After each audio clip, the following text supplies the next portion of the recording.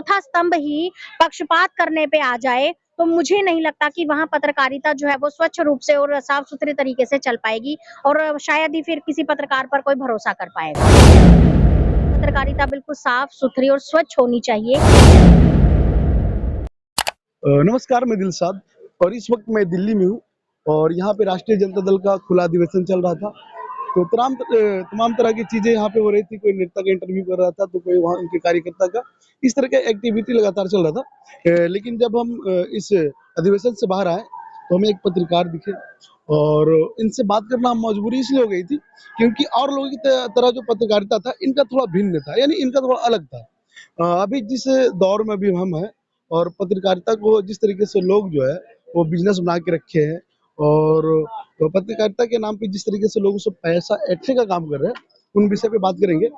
तो हमारे साथ जो है रेखा दुग्गल जी हैं और ये जो ओपन चैलेंज एक न्यूज चैनल चलाते हैं। सबसे पहले हमारे चैनल पे आपका स्वागत है। बहुत बहुत शुक्रिया, बहुत बहुत शुक्रिया।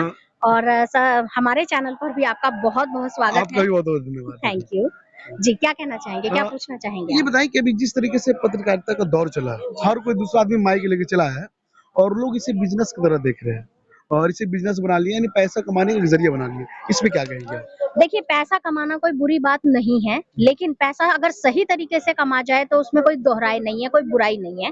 कुछ लोगों ने, जैसा आपने बताया, कि वाकई में पत्रकारिता को एक बिजनेस बना लिया है, लेकिन मैं ये कहना चाहूंगी कि जिन लोगों ने बिजनेस बनाया है, अगर वो 9th पास या 9th फेल भी है, 9th फेल को भी वो माइक आईडी पकड़ा देते हैं और वो जाके अपना धंधा जो है, बिजनेस ये जो शुरू कर लेते हैं।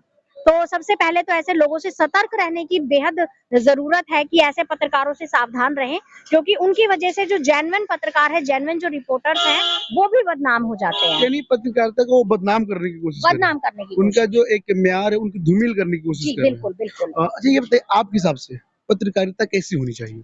मेरे हिसाब से तो पत्रकारिता बिल्कुल साफ सुथरी और स्वच्छ होनी चाहिए। उसमें पहली बात तो कोई किसी का पक्षपात नहीं होना चाहिए, निष्पक्ष पत्रकारिता होनी चाहिए, क्योंकि पत्रकार जो है वो संविधान में का चौथा स्तंभ माना जाता है और अगर चौथा स्तंभ ही पक्षपात करने पे आ जाए तो मुझे नहीं लगता कि वहाँ पत्रकारिता जो है वो स्वच्छ रूप से और साफ सुथरे तरीके से चल पाएगी और शायद ही फिर किसी पत्रकार पर कोई भरोसा कर पाएगा।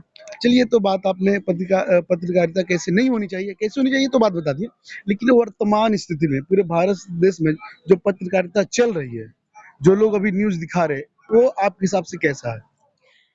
न्यूज़ दिखा रहे हैं, मैं किसी के लिए गलत नहीं बोलना चाहूंगी। सच्चाई तो दिखाई जा रही है, सच्चाई दिखा भी रहे हैं, लेकिन बहुत सारे पत्रकार ऐसे मौजूद हैं जो अपनी टीआरपी बढ़ाने के लिए उसमें डबल मसाला जो है वो लगाकर, उसे चटपटा कर और चीज को घुमा फिरा कर दिखाते हैं। उसी चीज को हम सीधे तरीके से भी बता सकते हैं, लेकिन टीआरपी इकट्ठी करने के चक्कर में हम उस चीज को इतना बढ़ा चढ़ा देते हैं कि लोगों के दिल में, जैसे अभी कुछ टाइम पहले कोरोना काल चल रहा था, उसमें इतना ज्यादा लोगों को दहशत में डाल दिया गया कि कुछ तो दहशत की वजह से ही अटैक आकर मर गए। चलिए, आपसे बात करके हमें बहुत अच्छा लगा और हमारे जो भी दर्शक है वो इस बात को भली भांति समझ ही गए होंगे। अगर आप हमारा वीडियो यूट्यूब पे देख रहे हैं तो चैनल को सब्सक्राइब करें और फेसबुक पेज पे देख रहे हो तो वीडियो को लाइक करें, शेयर करें और साथ साथ इनका भी चैनल जो ओपन चैनल, इनका भी चैनल को सब्सक्राइब करें और इनके चैनल का लिंक हम वीडियो के डिस्क्रिप्शन में दे देंगे। वहां से जाकर के इनकी बहुत सारी वीडियो जो है आप देख सकते हैं और इनके जेन्युइन जो मुद्दा होता है उन मुद्दे पे ये बात करते हैं और आप देखेंगे तो आपको भी समझ में आ जाएगा। बहुत बहुत धन्यवाद।